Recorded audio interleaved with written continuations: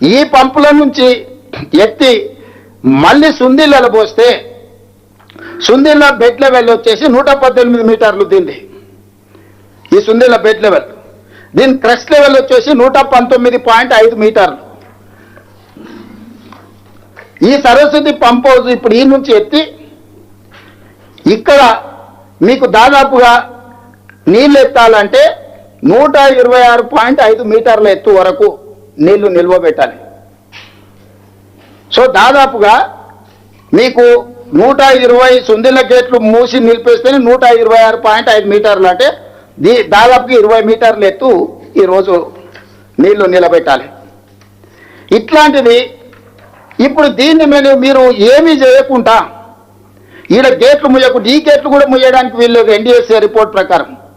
ఈ గేట్లు ముయ్యకుంటే ఈడ నీళ్లు పోస్తే మళ్ళీ ఒకవేళ సుందిళ్ళలో నువ్వు నీళ్లు తెచ్చిపోసినా ఈ సుందిళ్ళ అన్నారంలోకి వస్తుంది, అన్నారం నీళ్లు మేడిగడ్డలకు వస్తాయి, మేడిగడ్డ నీళ్లు గోదావరిలోకి పోతాయి, బంగాళాఖాతానికి పోతాయి. ఇప్పుడు ఈడ పోసిన తర్వాత అప్పుడు ఇక్కడి నుంచి మళ్ళా ఎత్తుతే అప్పుడు శ్రీపాద ఎల్లంపల్లికి వస్తాయి ఇక్కడ ఉన్న బ్యారేజ్. సో ఈ 3 బ్యారేజ్లల్లా ప్రతి దగ్గర గేట్లు మూసి నీటి నిల్వను పెట్టినప్పుడు మాత్రమే సుందిళ్ళ దగ్గర ఉన్న పార్వతి పంప్ హౌస్ పనిచేయాలంటే కూడా ఈ పార్వతి పంప్ హౌస్ పనిచేసి ఇక్కడ శ్రీపాద ఎల్లంపల్లికి పోయాలి. శ్రీపాద ఎల్లంపల్లి నుంచి ఇంకా మీకు తెలుసు మొత్తం నీళ్ళు ఎట్లా పోవాలి, ఎందుకంటే 20 ఏళ్ళ నుంచి శ్రీపాద ఎల్లంపల్లి పనిచేస్తూనే ఉంది. హైదరాబాద్కి తాగనీకే నీళ్లు శ్రీపాద ఎల్లంపల్లి నుంచే తెచ్చుకున్నాం. ఈరోజు మల్లన్న సాగర్కి నీళ్ళు ఎక్కడి, మల్లన్న సాగర్కి నీళ్ళు ఎట్లా వచ్చినాయి, కోటపోచమ్మకి ఎట్లా వచ్చినాయి, రంగనాయక సాగర్కి ఎట్లా వచ్చినాయి, అన్ని బుద్ధి లేని మాటలు మాట్లాడుతుంది. తాటి చెట్లు లెక్క పెరిగి ప్రాణవాయువే శ్రీపాద ఎల్లంపల్లి. శ్రీపాద ఎల్లంపల్లి గుండెకాయ ఈ కాళేశ్వరంలో. మేడిగడ్డ వెన్నుపూస ఇరిగిపోయింది, మనిషి ఎల్లెలో పట్టుకున్నాడు. ఈ గుండెకాయతోనే మిగతాదంతా ప్రసరణ జరుగుతుంది. ఈ రకంగా ప్రాజెక్టు ఉంటే ప్రజల్ని తప్పుదోవ పట్టించి ఇప్పుడు మీరు ఎత్తుతారా లేదా, మీరు పోస్తారా లేదా, మేము మిమ్మల్ని బెదిరిస్తాం, మీరు మాకు లొంగి ఉండాలి, 118 మీటర్ల నుంచి ఉండి 126 అంటే 8.5 మీటర్ల ఎత్తు అన్నారంలో కూడా నీళ్లు నిల్వ పెట్టాలి. 8.5 మీటర్స్ నీళ్లు నిల్వ పెడితే తప్ప 8.5 మీటర్స్ అన్నారంలో నిల్వ పెట్టాలన్నా లేకపోతే సుందిళ్ళలో నిల్వ పెట్టాలని ఎక్కడ పెట్టాలన్నా 5-6 టీఎంసీలను మనము అందులో నిలిపితే తప్ప ఈ పంప్ హౌజులు పనిచేయవు. ఇప్పుడు ఆ గేట్లే ముయ్యొద్దని ఎన్డీఎస్ఏ చెప్తే లేదు మీరు గేట్లు ముయ్యకున్నా సరే నీళ్ళు ఎత్తొచ్చు, మీరు కన్నెపల్లి నుంచి నీళ్ళు ఎత్తుతారా లేరా అంటే మీడియా మిత్రులారా మీరు చెప్పండి. కన్నెపల్లి దగ్గర ఎత్తడానికే లేదు, 93.5 మీటర్ల ఎత్తున నీటి నిల్వ చేస్తేనే మేడిగడ్డ బ్యారేజ్లో అప్పుడు కన్నెపల్లి పంప్ హౌస్ పనిచేస్తుంది. 93.5 మీటర్ల ఎత్తు నిలపాలంటే కనీసం 5 టీఎంసీల నీళ్ళని ఇక్కడ పెట్టాలి. ఇదే సూత్రం అన్నారంలో వర్తిస్తుంది, ఇదే సూత్రం సుందిళ్ళలో వర్తిస్తుంది. సుందిళ్ళ నుంచి ఎత్తిపోస్తే శ్రీపాద ఎల్లంపల్లికి వస్తాయి. ఇది ఈ లిఫ్టుల కథ. ఇప్పుడు వీళ్ళు అర్జెంటుగా బీఆర్ఎస్కు తాపత్రయం ఉంది.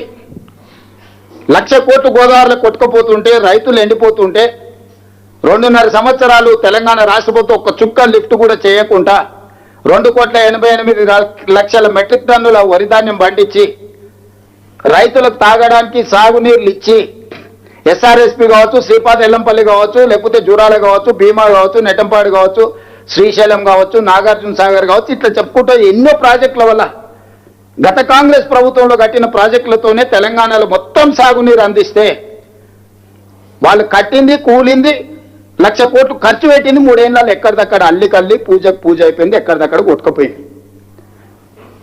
ఇప్పుడు మమ్మల్ని బద్నాం చేయడానికి ప్రయత్నం చేస్తున్నారు. ఇప్పుడు ఇంకొక విషయాన్ని మీకు దృష్టికి తీసుకురాదలుచుకున్నా. రీసెంట్గా జూన్ 30, 2026 రోజు government of India, ministry of Jal Shakti, department of water resources, R&D and GR మాకు ఒక లెటర్ రాసింది తెలంగాణ గవర్నమెంట్కి. రీసెంట్గా జూన్ 30, 2026. ఈ లెటర్ సారాంశం ఏంటి సబ్జెక్ట్ అంటే constitution of technical oversight committee for rehabilitation measures of Kaleshwaram barrages regarding. దీన్ని రిహాబిలిటేట్ చేయడానికి ఈ కాళేశ్వరం మీద ఉన్న బ్యారేజీలు 3కు సంబంధించి క్లియర్గా ఇన్స్ట్రక్షన్స్ ఇచ్చి ఒక కమిటీని అపాయింట్ చేసి composition of the committee as follows name of the expert oblique member level, member technical NDSA, ఎన్డీఎస్ఏలో ఉన్న టెక్నికల్ మెంబర్ని చైర్మన్ చేసిండ్రు. డైరెక్టర్ డిజైన్స్ సిడబ్ల్యూసి మెంబర్గా ఉన్నాడు. డైరెక్టర్ డిజైన్స్ గేట్స్ సిడబ్ల్యూసి మెంబర్గా ఉన్నాడు. Representative from CSMRS not below superintending engineer లెవెల్లో ఒక మెంబర్ నేసిండ్రు. Representative from CWPRS not below superintending engineer level member నేసిండ్రు. 3 representatives from state government of Telangana not below superintending engineer level. ఒక 6 మందిని కమిటీని constitute చేసి కాళేశ్వరం ప్రాజెక్టు యొక్క రిహాబిలిటేషన్ మెజర్స్ని టైం టు టైం పర్యవేక్షించి సూచన చేయడానికి వేసి క్లియర్గా వాళ్ళు ఇన్స్ట్రక్షన్స్ ఇచ్చారు. The terms of reference of the committee are as under: to provide the technical advice on the design and rehabilitation proposal of 3 barrages submitted by the project authority. 2, to visit the project as and when required.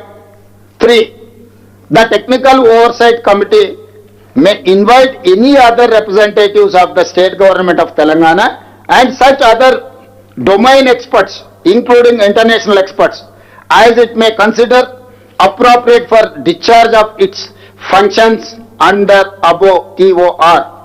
Point number 4, the construction, investigation and quality assurance and quality control shall be carried out by the project authority only. The project authority shall inform the committee of the changes, if any, carried out during execution of the advice of the committee on the rehabilitation proposals. The 5th point, the project authority shall provide all necessary technical support and logistics for the visits of the committee. Manoj Kumar, Senior Joint Commissioner, so and so, ఇది ఇచ్చి June 30 తారీఖు నాడు మీరు తమాషాలు చేయకండి, తైతక్కలు ఆడకండి, మీకు తెలివితేటలు ఉన్నాయి, 80,000 పుస్తకాలు చదివినాం, సాగు తెలివితేటలు ప్రదర్శించకండి, ఇప్పటికి ప్రదర్శించింది సాలైంది, సాలించండి ఇంకా మీరు అని చెప్పి నివేదిక తర్వాత ఇది జూన్ 30, 2026 నాడు 11 రోజులైంది. ఇవాళ 11 తారీఖు వేసుకుంటే 11 రోజుల క్రితం స్పష్టంగా government of India Jal Shakti ministry ఒక అథారిటేటివ్ కమిటీని, సాంకేతిక నైపుణ్యం వాళ్ళు ఉన్న వాళ్ళందరినీ కూర్చి ఏర్చి కాళేశ్వరం ప్రాజెక్టు పునరుద్ధరణకు కంప్లీట్గా ఒక సిస్టమ్ని అడాప్ట్ చేసుకొని రాష్ట్ర ప్రభుత్వానికి సూచన ఇచ్చింది. ఇస్తాను. అదే ఇప్పుడు నేను అడుగుతున్నా మిమ్మల్ని, పాత్రికేయ మిత్రుల్ని, మా ముందర 2 కమిటీలు ఉన్నాయి. ఒక కమిటీ నిపుణుల కమిటీ గిది, దీనికి ఎన్డీఎస్ఏ నేతృత్వం వహిస్తుంది. 2వ కమిటీ కిలాడీల కమిటీ ఉంది, దానికి కేసీఆర్ గారు నేతృత్వం వహిస్తున్నారు. కిలాడీలు ఇందులో మెంబర్స్ ఎవరో నేను చెప్పిన క్లియర్గా, ఏ డిపార్ట్మెంట్స్ మెంబర్స్, చైర్మన్ ఎవరు, మెంబర్స్ ఎవరు. కిలాడీల కమిటీలో కేసీఆర్ గారు చైర్మన్, హరీష్, కేటీఆర్, రాజేందర్ మెంబర్స్. ఇప్పుడు నేను తెలంగాణ మేధావులను, ఈ రిటైర్డ్ ఇంజనీర్ల ముసుగులో, ఆనాడు వాళ్ళ అవినీతిలో పీకల దాకా కూరుకుపోయినా ఈ రోజు కూడా ప్రజల్ని తప్పుదో పట్టించడానికి తెలంగాణ రిటైర్డ్ ఇంజనీర్లు అంటే మేధావులు అన్నట్టుగా నేను చేసిన తప్పే వాళ్ళని తీసి బొక్కలేకపోవడం. ఎందుకంటే దోపిడీలో వాళ్ళు కూడా భాగస్వాములు. ఇట్లాంటి తప్పుడు పనులు కేసీఆర్తో చేయించి కాంట్రాక్టర్ల దగ్గర కోట్ల రూపాయలు కొల్లగొట్టారు. ఈ రోజు రిటైర్డ్ ఇంజనీర్ ముసుగులు వచ్చి బేకూఫ్ సలహాలు చెప్తున్నాయన. ఆ రోజు తెలంగాణ ఏర్పడ్డ ఎంబడే తెలంగాణ రాష్ట్ర ప్రభుత్వం ఏర్పాటు చేసిన కమిటీలో ఆయన సభ్యుడు, ఆ మొనగాడు, గంత వహించిన మొనగాడు